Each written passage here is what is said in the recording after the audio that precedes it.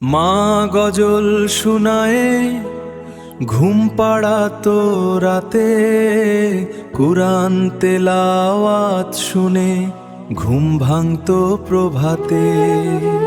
বিদ্যুতিক ছিল না, ফ্যান ছিল হাত পাখা, হাত ঘুরিয়া করতো বাতাস, জেগে থেকে মা একা। মায়ের হাতে রান্না এখন হয় না তেমন খাওয়া, দুই দের ছুটি ছাড়া বাড়িতে হয় না যাওয়া। তাই মনে চাইলেও মায়ের হাতে রান্না হয় না খাওয়া, মায়ের হাতে রান্না এখন হয় না তেমন খাওয়া।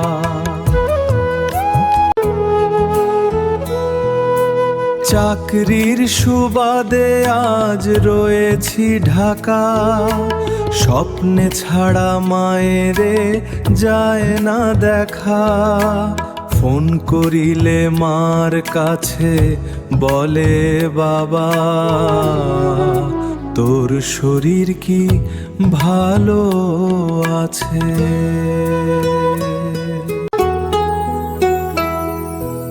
উত্তরে বলি মা ভালোই আছি, দূরে নয় আছি মা কাছাকাছি।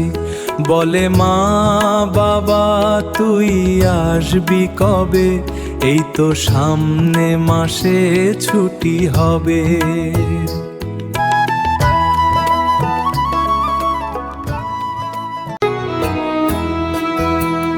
মাগো আসছে ঈদে যাচ্ছি বাড়ি, কিনবো তোমার নতুন শাড়ি, বাবার পাঞ্জাবি। বলো বোনের কি দাবি, মাগো আসছে ঈদে যাচ্ছি বাড়ি, কিনবো তোমার নতুন শাড়ি, বাবার পাঞ্জাবি। বলে মা বাবা এত টাকা কোথায় পাবা, লাগবে না কিছুই বলো কবে আবার।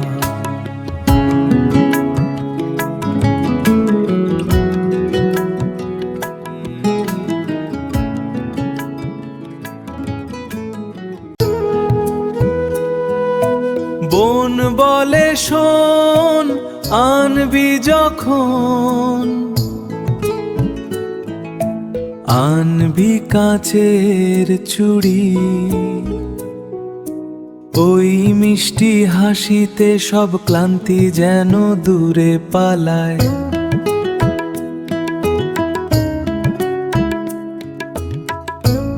মা বলে এত কিনবা মোদের, তোমার কি কিছু কিনো নাই, আমাদের না কিনে দিও কিনে শারমিনের জামানাই।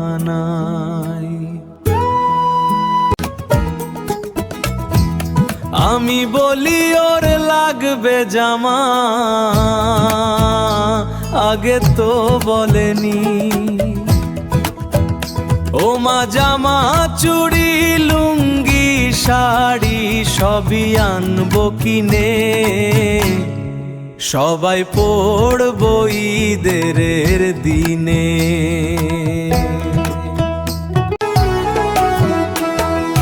রাইন্দ গোমা দুধের পায়েস সুগন্ধি চাল দিয়া, যাব নানির বাড়ি নিয়া। শুনছি ঈদের 2 দিন পরে মামতো বোনের বিয়া, যাইব বিদেশ নাকি নিয়া।